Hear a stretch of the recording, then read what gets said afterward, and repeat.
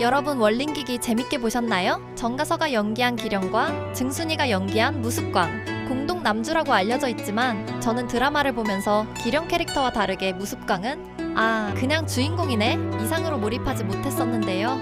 무습광, 이 캐릭터가 매력 없었던 이유에 대해 제가 드라마를 볼 때 가장 중요하게 생각하는 설정 vs 캐릭터 논리로 말아보려 합니다.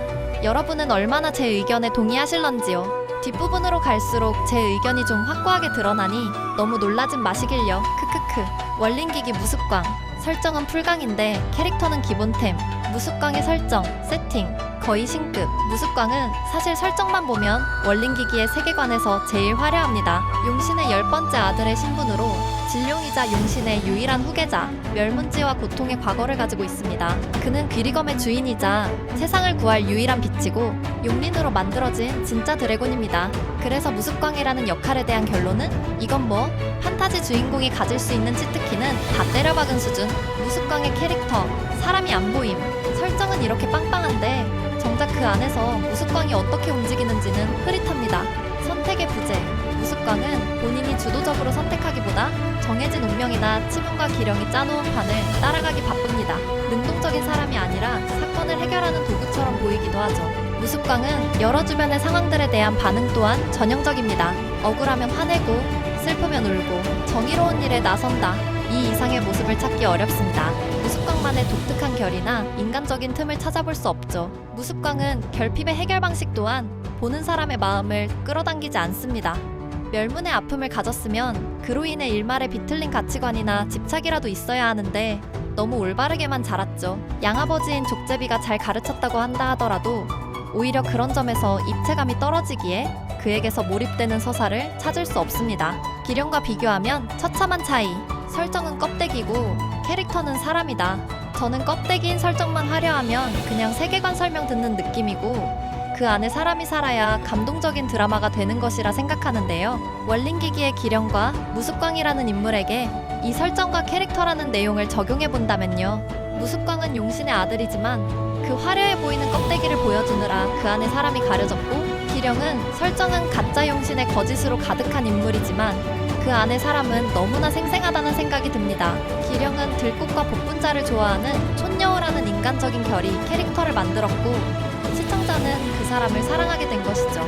그가 왜 그렇게 쉽게 용신에 대한 증오를 내려놓는지, 그냥 아버지가 잘 가르쳤고 성격이 원래 착해서 그가 왜 세상을 구하는지, 그냥 용신이고 주인공이라서 이렇게 모든 서사가 그냥으로 설명되는 순간 캐릭터는 죽어버리기 마련인데 실제 그런 일이 벌어졌죠. 무습광이라서 가능한 그만의 고집이나 사소한 습관 같은 게 없으니 시청자는 그를 이야기를 굴리기 위한 정보로만 받아들일 수밖에 없었다는 생각이 듭니다. 저는 드라마를 볼 때 이 사람이 왜 이런 행동을 하지? 라는 감정의 결인 캐릭터를 따라가며 카타르시스를 느끼는 스타일인데요.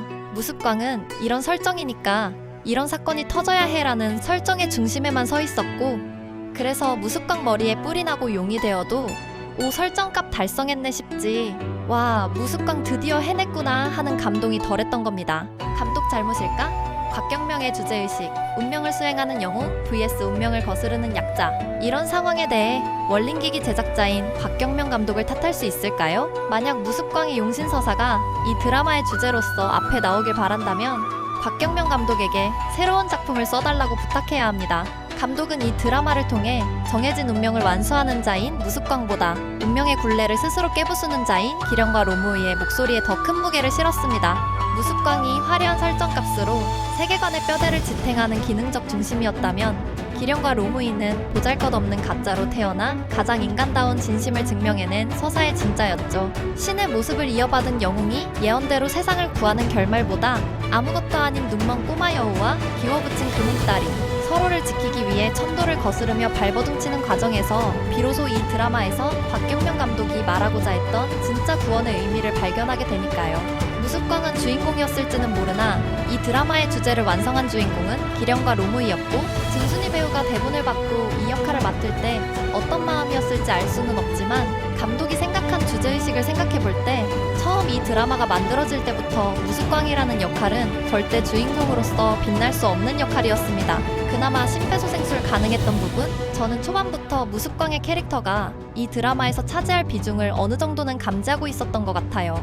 그래서 일찌감치 기령서사에 몰입해서 봤었는데요. 그래도 그나마 이 무습광이라는 캐릭터가 살아날 가능성이 있을 거라 기대했던 부분은 15화쯤에 성석에서 나오면서 그동안 용신을 증오하고 복수하려 했지만 사실 자신이 용신이었다. 이 아이러니한 정체성 부분에서 뭔가 하나 무습광의 캐릭터성이 될 만한 것을 던져주길 바랐는데 그런 건 안 나오더라고요. 한두 화 만에 바로 용신인 기령에게 너무도 자연스럽게 고마워 형 하는 것을 보고 아, 무습광에 더 이상 몰입해선 안 되겠구나 확신했습니다. 제 기준으로 저 형님 소리 하는 장면은 자신의 모든 과거를 한순간에 지워버리는 무습광 캐릭터에겐 사형 선고나 다름없었던 장면이었습니다. 분량이 많아졌어도 똑같은 결론. 주인공이 갈등하지 않는 순간 시청자의 심장도 뛰지 않는다. 만약 교족멸문 이후에 무습광이 그 트라우마로 무슨 이상한 습관이 하나 있었다거나 하면 어땠을까요? 하다못해 밥 먹기 전에 물을 먼저 먹어야 한다거나 잠을 잘 때 옆으로 누워서 자야 한다거나 하는 남들과 다른 사소한 부분이 하나라도 있었다면 그나마 그가 나오는 장면에서 뭔가 캐릭터성이 보였을 텐데 말이죠. 캐릭터를 만드는 것은 분량의 문제가 아니라 아주 사소한 장면을 시청자들이 인지하게 해주느냐 아니냐의 문제인데 월링기기는 이 무습광이라는 캐릭터에 그 작은 여지조차도 주지 않았고 저런 상태라면 분량이 아무리 많아져도 무습광 캐릭터는 살아날 수 없었을 거란 생각이 듭니다.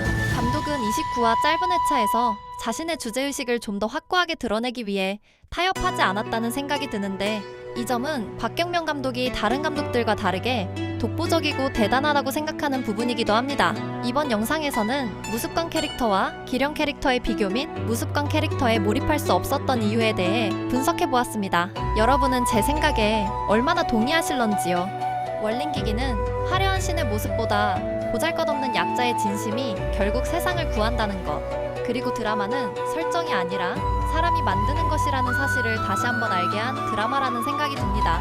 진룡으로 각성한 무습광보다 기령의 씁쓸한 미소에 더 가슴 아파했던 건 아마도 사람들이 진짜 보고 싶었던 것이 강한 신이 아니라 처절한 어둠 속에서도 사랑하는 사람을 지키려는 소박한 마음이 아니었을런지요.